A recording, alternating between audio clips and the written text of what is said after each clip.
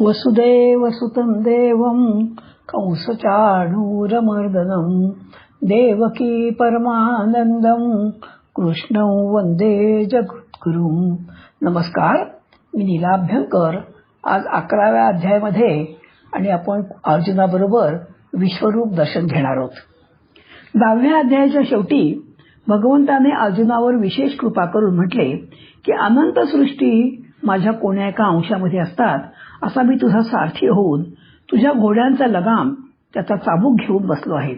सर्व विभूती आणि योग म्हणजे प्रभाव याची महान आधार असलेला मी तुझ्यासमोर बसलेला असताना अरे तुला विभूती जाणून घ्यायची काय बरं आवश्यकता आहे.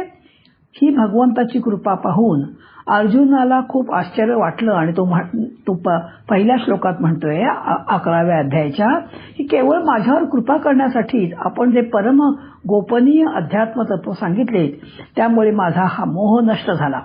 हा पहिला श्लोक 33 अक्षरांचा, काही ठिकाणी 34 अक्षरांचा झाला. संपूर्ण गीतेमध्ये अनुश्रुत छंदाचे 32 अक्षरांचे श्लोक आहेत, पण ह्या अध्यायात काही ठिकाणी 33 ते 34 श्लोक येतात.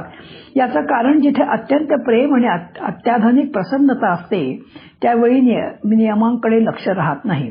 भगवद्गीतेतील सर्वात अद्भुत प्रकरण म्हणजे विश्वरूप दर्शन योग. मानवी जीवनाच्या संपूर्ण इतिहासात अर्जुनाने विश्वरूप दर्शन घेतले तसा योग आणखीन कोणाच्या जीवनामध्ये कधीही आला नाही. तसे सद्गुरु कृपेमुळे संजयाने देखील विश्वरूप दर्शन घेतले.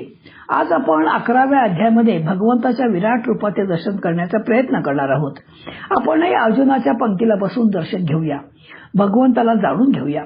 भगवंत म्हणतात, अर्जुना तुला हवं ते करतोस, परंतु मला हवं तेच होत असतं, म्हणून मला जे हवं तेच तू कर, म्हणजे व्हायला हवं तेच होईल. 10व्या अध्यायात भगवंत म्हणतात, ज्या ठिकाणी लक्ष्मी, वैभव किंवा प्रभाव आहे तिथे मी आहेच, पण खरं तर सर्वच ठिकाणी मी आहे रे. 11वा अध्याय अद्भुत रसाने परिपूर्ण आहे. अर्जुनाला त्याला प्रत्यक्ष पाहण्याची इच्छा निर्माण झाली. परमपुरुषोत्तमा तुझे दिव्य स्वरूपात जाणून मी विभोर झालो. मला पटलं की तू माझा नुसता मित्र नसून परम पवित्र पुरुषोत्तम भगवान आहेस. सर्व प्राण्यांची उत्पत्ती संहार तुझ्याकडून जाणून घेतला आहे. हे कमलनयना, मी तुझा अविनाशी महिमाही जाणला आहे. हे परमेश्वर, हे परमपर परमेश्वरा, तू जसे वर्णन केलेस तू अगदी तसाच आहेस. तू अगदी योगेश्वर आहेस. अर्जुनाच्या विनंतीवरून भगवंताने विश्वरूप दाखवण्याला प्रारंभ केला. विश्वरूपाच्या त्या भव्य दिव्य दर्शनाने व अभ्यासाने भारावून जाऊन शरणागत भावाने अर्जुनाने विश्वरूपाची स्तुती केली. त्याचे नाव क्षमापण स्तोत्र. अर्जुन अत्यंत नम्रतेने तरल भावाने भगवंताशी बोलत आहे. ज्ञानेश्वर महाराजांनी वर्णन करतात, पडविले पाखरू ऐसे न बोले, यापरी क्रीडा मृगही तैसा न चाले, कैसे देव येथे सुखाडिले हे ते जाणू नये. शिकवलेले पाखरूही किंवा पक्षीही बोल म्हटल्यानंतर बोलत नाहीत, परंतु इथे भगवंत अर्जुनावर प्रसन्न होऊन तो सांगे तसे बोलतायत. आपण हे शिकायचे की परमात्म दर्शनाच्या अनुभूतीसाठी वाटेल तितके कष्ट करायला आपण तयार असावे. जरा आठवूया आपण की प्रपंचासाठी किती कष्ट करतो, घरासाठी, मुलाबाळांसाठी. तेवढे थोडेसे तरी आपण कष्ट ह्या भगवंतासाठी केले पाहिजे. अर्जुनाच्या या सगळ्या विधानात एक प्रकारची सौम्यता आहे, शरणागती आहे. तसेच विश्वरूप पाहण्याचे औत्सुक्यही आहे, जिज्ञासा आहे आणि विश्वरूप दर्शनासाठी योग्य होईपर्यंत, आपण योग्य आहोत असे भगवंतांना वाटेपर्यंत थांबायची त्यांची तयारी पण आहे. थांबल्यास देखील एक धैर्य लागते, उतावळेपणा चालत नाही. आणि या ठिकाणी अर्जुनाचे सगळे प्रश्न संपले. अर्जुन शरणागत झाला. तो केवळ श्रोता होऊन राहण्याऐवजी आता द्रष्टा होऊ इच्छितोय.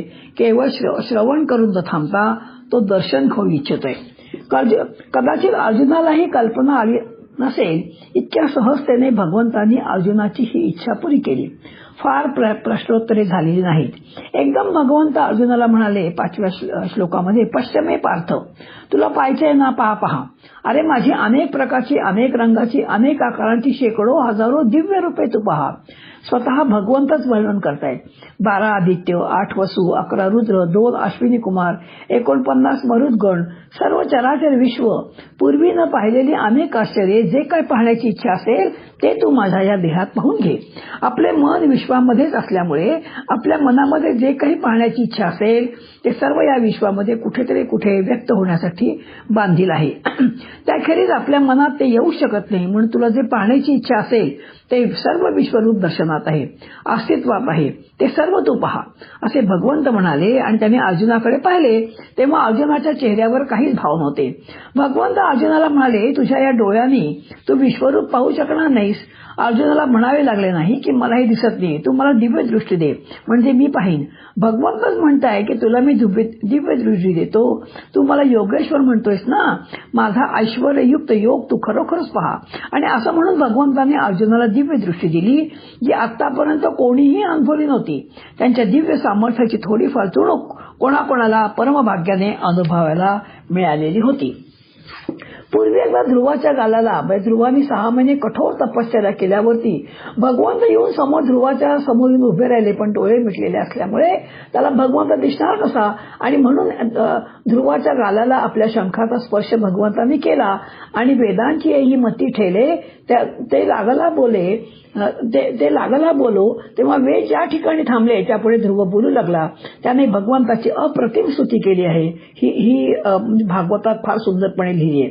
दुसरे उदाहरण म्हणजे भगवान कृष्णाने लहान असताना माती खाल्ल्यानंतर यशोदा मातेने त्यांना रागावून तोंड उघडायला लावले, तेव्हा तिला त्यांच्या मुखामध्ये 14 भुवनांचे दर्शन झाले. ती आश्चर्यचकित होऊन पाहत राहिली.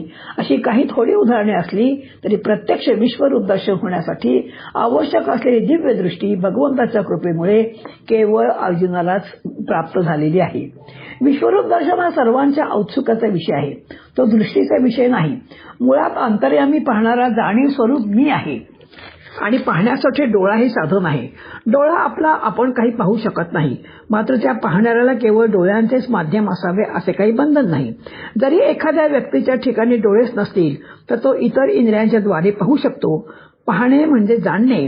जरी सर्व इंद्रिये बंद झाली तरी त्या पाहणाऱ्याची शक्ती आपल्या ठिकाणी पुरेपूर भरून असते. डोळा हे बाहेर पाहण्याचे साधन आहे. डोळा आत पाहू शकत नाही, ही डोळ्यांची अजून एक अडचण आहे. तसेच डोळा ज्या दिशेला असेल त्या दिशेनेच पाहू शकतो. तुम्ही जिथे बसलेले आहात आणि खिडकी जर उघडली तर समोर असलेले आकाश तुम्ही खिडकीतून पाहता, पण तुम्ही खिडकीतून जेवढे पाहता त्याच्यापेक्षा आकाश कितीतरी विस्तीर्णाने मोठे आहे. त्याप्रमाणे आज जो पाहणार आहे त्याच्यासाठी डोळा केवळ झरोक्यासारखा आहे. या झरोक्यातून जेवढे दिसू शकते तेवढेच डोळा दाखवू शकतो. आतल्या मी जवळ 10ही दिशांना पाहण्याची शक्ती आहे, पण हे काम डोळा करू शकत नाही. डोळ्याला मर्यादा आहेत. भगवंतांनी अर्जुनाला दिली ती दिव्य दृष्टी म्हणजे शुद्ध जाणीवेने इंद्रियांखेरीज एकाच वेळी सर्वत्र पाहण्याची शक्ती. इथे मला सूरदासांची आठवण येते. एकदा सूरदास म्हणजे ज्यांना दृष्टीहीन होते आणि ते रस्त्याने जात असताना समोर खड्डा होता व ते खड्ड्यात पडणार. इतक्यात एक युवक आला, त्याने त्याचा हात धरला आणि त्याला खड्ड्यातून पडायला वाचवले. त्या सूरदासांनी विचारलं, आपण कोण आहात, कारण आपला स्पर्श वेगळा आहे. आणि असं म्हटल्यानंतर तो युवक निघून गेला. तेव्हा सूरदास म्हणाले, अरे मला डोळ्यांनी दिसत नाही कबूल आहे, पण ज्याला मी आज सतत बघतोय तो कृष्णाने माझा हात धरलाय हे मी पाहिलंय. अरे माझ्या हृदयातून बाहेर येऊन तर दाखव, माझा हात सोडू शकतोयस. ही झाली आतली दृष्टी. भगवंताने अर्जुनाची शुद्ध जाणीवच विश्वरूप दर्शन घ्यायला समर्थ केली. शुद्ध जाणीव एकाच वेळेस इंद्रियांखेरीजही सर्व ठिकाणी पाहू शकते.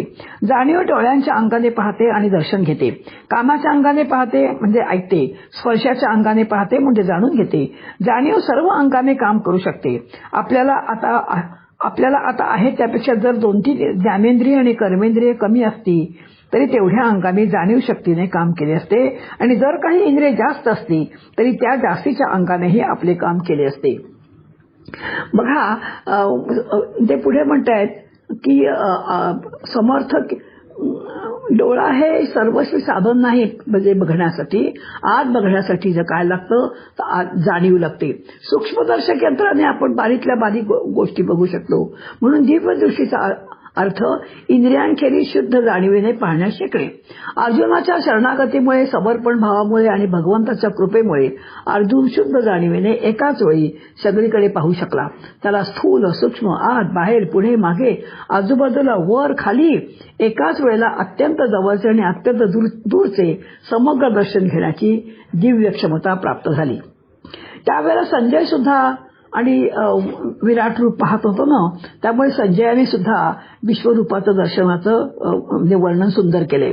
अर्जुनाच्या पाठोपाठच तो म्हणतोय की शक्य की अर्जुनाला विश्वरूप दिसत नव्हते, ते संजयलाही दिसत नव्हते, पण भगवंतांनी दिव्य दृष्टी दिल्यामुळे संजयला व्यासकृपेने दिव्य दृष्टी मिळाल्यामुळे त्यांनी वर्णन करायला सुरुवात केली. संजय म्हणताय की या विश्वरूपाच्या ठिकाणी अनेक तोंडे, अनेक डोळे, अनेक अद्भुत देखावे, अनेक दिव्य अलंकार, उचलून धरलेली अनेक प्रकारची दिव्य आयुधे, दिव्य सुगंधी उटी, दिव्य पुष्पे, दिव्य वस्त्रे धारण केलेली दिसत आहेत. आकाशामध्ये एकाच वेळी 1000 सूर्याची प्रभा फाकली तर जशी कांती तेज निर्माण होईल तसे तेज या विश्वरूप महात्म्याच्या ठिकाणी दिसायला लागते. नाना प्रकारे विभागलेले सर्व जग भगवंताच्या मध्ये विश्वरूपाच्या ठिकाणी एकत्र स्थित झालेले मी पाहिले. अर्जुनाची शुद्ध जाणीव विश्वरूपाचे दर्शन घेत होती आणि त्याबरोबर मी भाग्यवान की मी पण हे पाहत आहे असा भावही अर्जुनाच्या ठिकाणी शिल्लक होता. त्यामुळे आश्चर्याने थक्क होऊन त्याच्या अंगावर रोमांच उभे राहिले. अर्जुनाची ही अवस्था संजयाने वर्णन केली 14व्या श्लोकामध्ये. शीर झोपून हात जोडून नमस्कार करीत अर्जुन भगवंताचे स्तुतीपर वर्णन करू लागला. भक्ताच्या एका विशिष्ट अवस्थेचे वर्णन संजयने केलेले आहे. जेव्हा अष्टसात्विक भाव भरून येतात, शरणागती पूर्ण होते, तेव्हा भक्ताच्या बाबतीत जे घडते त्याचे यथार्थ वर्णन संजय येथे करीत आहेत. खरं म्हणजे आपल्या जीवनामध्ये कधी कधी अशा घटना घडतात. एकदम मला एक गोष्ट आठवली. मी 1992 साली 150 लोकांकडून आणि दासबोध घेऊन घेतला होता आणि 3 बसेस करून नागपूरहून मी शिवथारघळीमध्ये आले. पहाटे सूर्य उगवायच्या पूर्वी आणि त्या पवित्र अशा घळीमध्ये आम्ही 150 जण दाटीवाटीने बसलो होतो. माझे परमगुरू अण्णाभाऊ कालगावकर घळीच्या आत सुचिरभूत होऊन आणि बसलेले होते.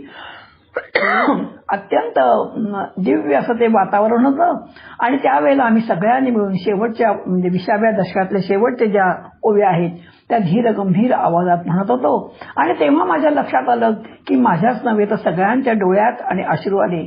मला असं वाटलं की आनंदाने आणि समर्थ आणि कल्याण आणि जवळ असणे राम, लक्ष्मण, सीता आणि हेही आपल्याकडे कौतुकाने पाहतायत. म्हणजे असे काही कधी क्षण आपल्याही जीवनामध्ये येऊन जातात. त्याची मला इथे आठवण झाली. 10व्या अध्यायापर्यंत भगवंत सांगत होते की सर्व देव माझ्यापासून निर्माण झालेले आहेत. अर्जुन त्याची प्रत्यक्ष प्रचिती विश्वरूप दर्शनामध्ये घेत आहे. सर्व देव, सर्व भूतमात्रांचे समुदाय, ब्रह्मदेव तसेच ऋषींचे संघात, दिव्य सर्प, अनेक बाहू, अनेक उदरे, अनेक तोंडे, अनेक नेत्र मी विश्वरूपामध्ये पाहत आहे असं तो वर्णन करून सांगतोय. अर्जुन म्हणतोय की आधी मध्य अंतरहित आपण आहात. किरीट, गदा, चक्र धारण केलेले रूप मी आपल्या ठिकाणी पाहतो आहे. अगदी सूर्याप्रमाणे तुमचं रूप अगदी दैदिप्यमान आहे. आपण दिव्य दृष्टी देऊनही ते रूप मला पाहणे अशक्य होत आहे. आपण ध्येय अक्षर स्वरूप आहात.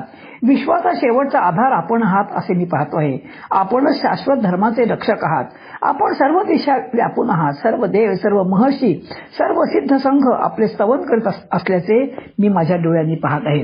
भगवंताच्या मंगलमय रूपाबरोबर अर्जुनाला विश्वरूपाच्या ठिकाणी विक्राळ स्वरूप देखील पाहायला मिळाले. ते विक्राळ रूप पाहून अर्जुनाच्या मनात भीती निर्माण झाली. त्या विश्वरूपाच्या मुखामध्ये असंख्य दात आहेत.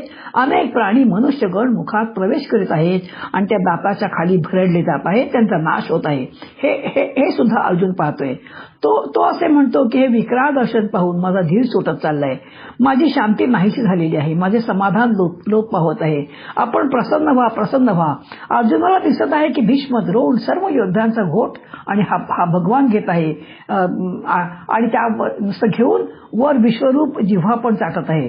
अर्जुन त्या विश्वरूपाला प्रश्न करू लागला, अहो तुम्ही आहात तरी कोण? तुमची ही अद्भुत करणी मला समजतच नाहीये. विश्वरूपाची या जगताबद्दलची भूमिका भगवंत वर्णन करून सांगायला लागले.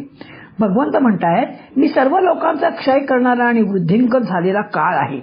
तू जरी युद्ध केलेस नाही ना तरी हे सगळे योद्धे कालौघात नाहीसे होणार. हे या सर्व योद्ध्यांचे भविष्य आहे. म्हणून तू उठ आणि यश मिळव. भगवंताचे विश्वरूप अर्जुनाकडून काही अपेक्षा व्यक्त करू लागले. शत्रूला जिंकून समृद्ध राज्याचा उपभोग घे. मी या सर्वांना आधीच मारले. तू आता निमित्त मात्र हो. आणि त्यावेळी त्यांनी म्हटले, निमित्त मात्रम भव सव्य साचीन. सव्य साची म्हणजे दोन्ही हात वापरू शकणारा. अशा प्रकारे सुंदर संबोधन म्हणजे भगवंताने अर्जुनाबद्दल म्हटलंय. अर्जुन अप्रतिम योद्धा होता. याचे कारण त्याचे शरसंधान अचूक होते. अनेक अस्त्रशस्त्रांनी तो सिद्ध होता. भगवंतांनी अर्जुनाला सव्य सचिन संबोधून विश्वरूपाच्या अंगाने मी कौरवांना आधीच मारलंय. आता तू सर्व शक्तीनिशी फक्त युद्ध कर आणि निमित्त मात्र हो. अर्जुनाच्या निमित्ताने सर्व मानव जातीला भगवंतांनी सांगितलंय की सर्व शक्तीनिशी तुम्ही कर्म करा. तुम्ही कर्म करत असताना ते आधीच सिद्ध झालेले आहे. तुम्ही मी करतो हा अहंकार बाळगूच नका. तुमच्या खेरीज देखील ते कर्म होणारच आहे. पण तुम्ही मात्र उठा आणि कामाला लागा. तुमच्याकडून कोणतेही कर्म आपण निमित्त मात्र आहोत ह्या भावाने व्हावे असे भगवंत सांगतायत.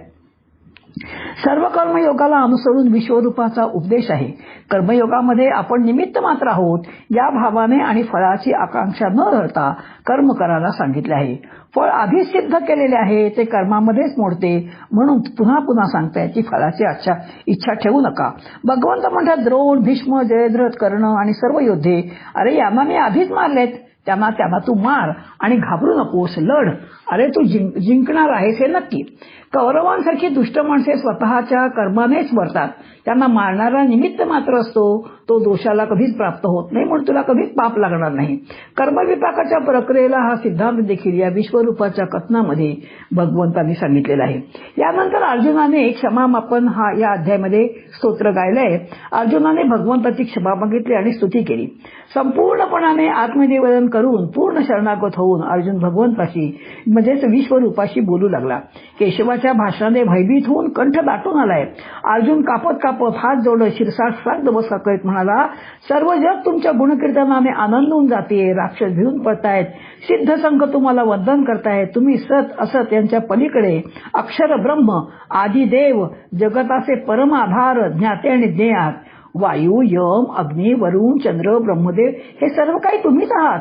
हे सर्वात्मका, तुम्हाला पुढून पाठीमागून सर्व बाजूनी मी कोटी कोटी नमस्कार करतोय. तुमचे सामर्थ्य अनंत, अमर्याद आणि पराक्रम अतुलनीय असून तुम्ही सर्व काही आहात. हे कृष्णा, हे यादवा, हे सख्या असे एकेरी नावाने मी तुम्हाला अनेक वेळा संबोधले. तुमचा व्यापक महिमा न जाणण्यामुळे माझ्याकडून चुकीने किंवा सलगीने तुमच्याशी मर्यादा सोडून वर्तन केले. कधी कधी तुम्ही एकटे असताना अथवा अनेकांसमक्ष तुमचा मी अवमानही केला. एकाच पलंगावर आपण झोपत असू, एकाच ताटात आपण जेवत असू, इतकी सलगी मी दाखवू हे देवा हे अप्रमेया, आपण मला क्षमा करा. अर्जुन भगवंतांना म्हणजे विश्वरूपाला प्रार्थना करायला लागला की आपण प्रसन्न व्हा. मी नमस्कार करून तुमची प्रार्थना करीत आहे. तुम्हाला मी प्रिय आहे म्हणून माझे सर्व अपराध तुम्ही क्षमा करावेत अशी विनंती करू लागला. हे देवेशा, हे जगन्नाथा, किरीट आणि गदा धारण केलेल्या हातात, चक्र घेतलेल्या रूपात पूर्वीप्रमाणेच मी तुम्हाला पाहू इच्छितो. म्हणून हे सहस्रभाऊ विश्वमूर्ते या चतुर्भुज रूपात आपण प्रगट व्हा. मी तुम्हाला प्रत्यक्ष दाखवलेले विश्वरूप अदृष्टपूर्व म्हणजे पूर्वी कोणीही पाहिलेले नाही असे विश्वरूप भगवंत अर्जुनाला म्हणाले. आणि नंतरही कोणी पाहण्याची शक्यता नाही. माझ्या योग सामर्थ्याने मी तुला दाखवले. वेदांच्या अध्ययनाने, यज्ञाने, स्वाध्यायाने, दानाने, विधियुक्त कर्माने, उग्र तपाने सुद्धा दुसरा कोणीही हे पुढे पाहू शकणार नाही. अशा प्रकारे विश्वरूपाने आपल्या स्वतःच्या दर्शनाचा महिमा परत एकदा सांगितला आणि अर्जुनाला आपले पूर्वीचे सौम्य रूप दाखवले. गोपाल कृष्ण भगवान की जय. ही अनन्य भक्ती म्हणजे आतापर्यंत दुसऱ्या अध्यायापासून ते 11व्या अध्यायापर्यंत भगवंतांनी क्रमाने सांगितलेली सर्व काही ज्ञान लक्षात ठेवून त्याच्या बरोबरीने कर्माचा, ध्यानाचा अभ्यास करीत करीत 9व्या अध्यायात सांगितले तसे श्रद्धा, प्रेम राखून मानुषी मूर्तीची अवहेलना न करता सर्व विभूतींच्या ठिकाणी, जगताच्या ठिकाणी मला पाहण्याचा तत्वतः प्रयत्न करणे. याद्वारे परमात्म्याला स्वतः जाणणे शक्य आहे असे भगवंत म्हणजे अर्जुनाला म्हणतायत. विश्वरूप दाखवून झाल्यानंतर अर्जुनाच्या निमित्ताने आणि भगवंतांनी सर्व विश्वाला 11व्या अध्यायातल्या शेवटच्या श्लोकामध्ये संदेश दिलाय. मत्कर्म कृन मत्परमो मद्भक्तः संगवर्जितः हा श्लोक मुळातला आहे. तुम्ही तो पहा. 36व्या श्लोकापासून 46व्या श्लोकापर्यंत भगवंताची स्तुती अर्जुनाने केली आहे. 36व्या श्लोकात भगवंतांना ऋषिकेश म्हटले आहे. ऋषिक म्हणजे इंद्रिय. त्यांचे स्वामी भगवान म्हणजे ऋषिकेश. जीवात्मा हा परमात्मा आणि संसार यामध्ये आहे. खरं तर जीवात्मा हा परमात्म्याचा अंश आहे. त्याने प्रकृतीशी जर संबंध ठेवला तर दुःख, अभाव, ताप, संताप, अशांती वाढत जाते. हा भगवंताच्या सन्मुख झाला तर आनंदित होऊन दुःख समाप्त होते. 50व्या श्लोकात संजय म्हणतात, अर्जुनावर भगवंताची अद्भुत कृपा आहे. प्रत्यक्ष विश्वरूप दाखवलं, नंतर देवरूप म्हणजे विष्णुरूप म्हणजे चतुर्भुज रूप दाखवलं, नंतर द्विभुज रूप म्हणजे मनुष्य रूप दाखवलं. आपल्यावरही भगवंताची कृपा झाल्याने विश्वरूपाचे श्रवण, मनन, चिंतन आपण करू शकतो. जिथे कुठे ज्या काही विशेषतेकडे आपले मन जाईल त्या ठिकाणी आपण भगवंताचे चिंतन केले पाहिजे. अरे अर्जुना, अरे जे हे रूप तू पाहिलेस ना ते अत्यंत दुर्लभ आहे. 55व्या श्लोकात त्याचे सार सांगतायत, जो माझ्यासाठी कर्म करणारा, मतपरायण व माझाच भक्त आहे, जो पूर्ण आसक्तीरहित व निर्वैर आहे, तो भक्त मला प्राप्त होतो. मनुष्याजवळ बघा 2 शक्ती आहेत, एक चिंतन करण्याची आणि दुसरी पाहण्याची. चिंतन करण्याच्या शक्तीने विभूतींचे चिंतन केले पाहिजे आणि दुसरी जी पाहण्याची सर्व ठिकाणी म्हणजे शक्ती आहे त्याची सर्व ठिकाणी भगवंत पाहण्याची आपण सवय लावली पाहिजे. म्हणजे जे जे भेटे भूत तेथे पाहे भगवंत, म्हणजे साधकाने भगवंताचे चिंतन करावे व परमात्मा स्वरूप पाहावे, जसं संत बघतात. आणि म्हणून त्या ज्ञानेश्वरांनी जे रेड्याच्या मुखातून सुद्धा वेद बनवले. एकनाथ महाराज जे आले कावड घेऊन काशीहून आणि पैठणला आल्यानंतर पैठणला त्यांना म्हणजे गाढव न दिसता गाढवातलं आत्मतत्व दिसलं आणि सगळं पाणी त्या तहानलेल्या गाढवाच्या पोटात घातलं. हाच भाव आपण म्हणजे पाहायला पाहिजे. इथे मला थोडीशी आठवण येते ते समर्थांच्या. समर्थांनी जेव्हा त्या तंजावरून मूर्ती आणल्या, त्या मूर्ती करायचं ठरलं. तंजावर त्यांनी विचारलं की तंजावरच्या रामाच्या मूर्ती अप्रतिम आहेत, या मूर्ती कोणी केल्या आहेत? ते एका दृष्टीहीन कारागिरीने केल्याय, कारण त्याची मूर्ती करताना दृष्टी गेली. मग त्यांना परत दृष्टी समर्थांनी दिली. त्याने अप्रतिम मूर्तीच्या आज आपण सज्जनगडावर बघतो ना, त्या ज्या मूर्ती आहेत रामपंचायतच, त्या मूर्ती तयार केल्यावर तो मूर्तिकार समर्थांकडे गेला आणि म्हणाला, आता मला परत दृष्टीहीन करा, कारण ज्या डोळ्याने मी हे राम पाहिले, सीताबाई पाहिल्या, त्या डोळ्यांनी मी आता हे घाणेरड जग बघायची माझी इच्छा नाही. म्हणजे आता तुम्हाला कळेल की अंतर्दृष्टी म्हणजे काय आणि बाह्यदृष्टी म्हणजे काय. अशा प्रकारे आज आपण ह्या विश्वरूपाचं दर्शन आणि थोडक्यात घ्यायचा प्रयत्न केलेला आहे. आता आपण पण असंच करूया. जळी स्थळी काष्टी पाषाणी सर्व दूर तो आहे. नवे नवे घरात आहे, घराच्या बाहेर आहे, समुद्राच्या आत आहे, समुद्राच्या वर आहे आणि अगदी हिमालयाच्या वरच्या टोकावर सुद्धा आहे. आणि म्हणून कोणाचीही केलेली जी कोणाचंही मन दुखवणं, कोणाचाही अपमान करणं म्हणजे भगवंताचा अपमान करणं आहे. हा भाव आपण निश्चित लक्षात ठेवूया. आजचा जो श्लोक आहे 11व्या म्हणजे अध्यायातला, तो आहे 36वा अर्जुनोवाचा हा श्लोक आहे. स्थाने ऋषिकेश तव प्रकृत्या जगत प्रवृष्य नुरज्यते च रक्षांसी भीतानि दिशो द्रवंती सर्वे नमस्यन्ति च सिद्धसंघाः. हे अंतर्यामी, हे योग्यच आहे की आपल्या नामाच्या आणि प्रभावाच्या कीर्तनाने जग अतिशय हर्षित होते व अनुरक्तही होते. तसेच भयभीत झालेले राक्षस लोक दशदिशांना पळून जातात आणि सर्व सिद्धगणांचे समुदाय नमस्कार करतात. ज्ञानेश्वरीच्या ओव्या 491 ते 506 आहेत, त्यातून काही थोड्या पाहूया. नातरे अर्जुना मी काळू आणि ग्रासीजे जो माझा खेळू, हा बोलू तुझा किर आढळू मानू आम्ही. परी तुवाजी काळे आजी स्थितीची वेळे, ग्रासीजे हे न मिळे विचारासी. कैसेनी अंगीचे तारुण्य काढावे, कैसे नव्हे ते वार्धक्य आणावे, म्हणून करू म्हणसी ते नव्हे बहुत करुनी. जग आला मग म्हणत असे देवा, तू सूत्री विश्व लाघवा, जग आला मा आघवा पूर्व स्थिती पुढती. परी पडिलिया दुःख सागरी, तू काढीसी का जया परी. ते कीर्ती तुझी श्रीहरी आठविता असे, कीर्ती आठविता वेळोवेळा, भोगित असे महासुखाचा सोहळा. तेथ हर्षामृत कल्लोळा, तरी लोळत आहे. यानंतर आपण त्याचा थोडा अर्थ पाहण्याचा प्रयत्न करूया. 10व्या अध्यायात अर्जुनानं भगवंताच्या विभूतीचं वर्णन ऐकलं, परंतु केवळ ऐकण्यानं त्याचं काही समाधान झालं नाही. कानावर पडणारे शब्द, ऐक्यू ज्ञान नेहमी उधार असतं. दुसऱ्यांना अनुभवून त्याचं शाब्दिक वर्णन त्यानं आपल्याला ऐकलेलं असतं. डोळ्यांनी पाहिलं, अनुभवलं की ते ज्ञान आपलं स्वतःच होतं. तेव्हा अर्जुन कृष्णाला म्हणाला, हे पुरुषोत्तमा, ज्ञान, ऐश्वर्य, शक्ती, वीर्य, तेज इत्यादी गुणांनी युक्त असलेलं आपलं विराट रूप मला प्रत्यक्ष पाहायचं आहे. संसाराचं दर्शन चर्मचक्षुनी होतं, पण परमात्म्याचं दर्शन घडण्यासाठी तिसऱ्या डोळ्याची दिव्य दृष्टी लागते. भगवंतांनी अनुग्रह करून अर्जुनाला ती दिव्य दृष्टी दिली होती. त्याला आपला विश्वरूप दाखवलं.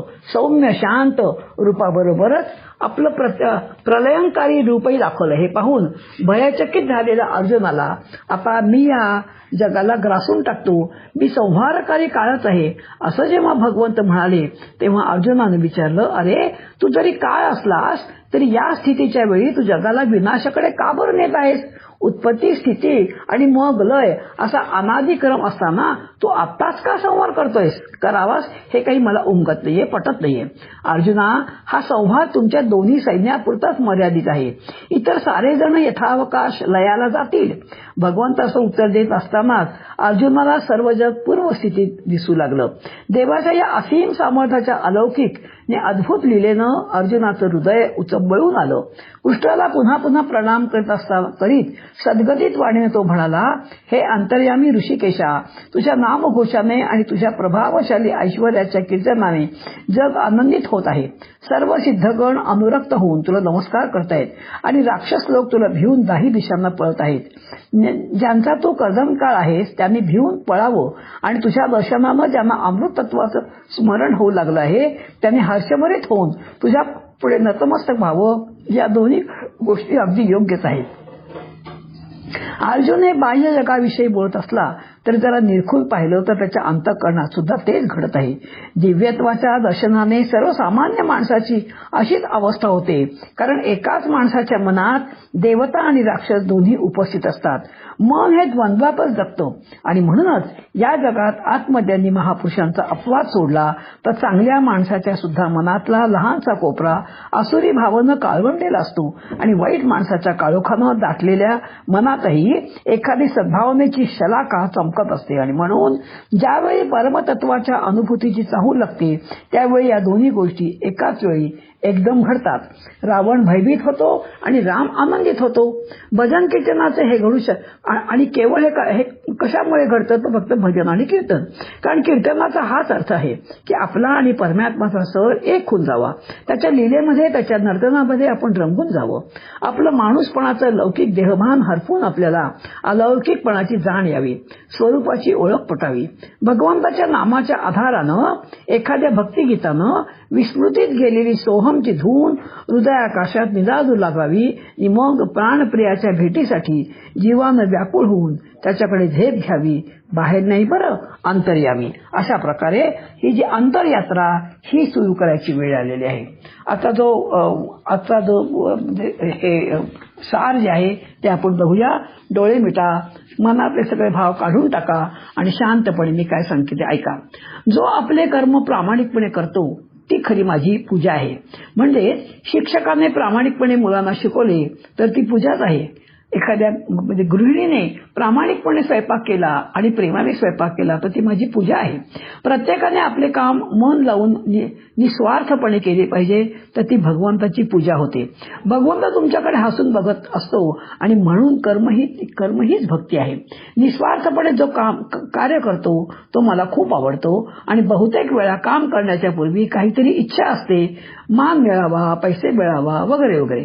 कृष्ण म्हणतात, निरीच्छ होऊन तू जेव्हा कार्य करतोस ना ते ईश्वरार्पण बुद्धीने कर. अशा प्रकारचा सुंदर उपदेश गीता आपल्याला सांगते.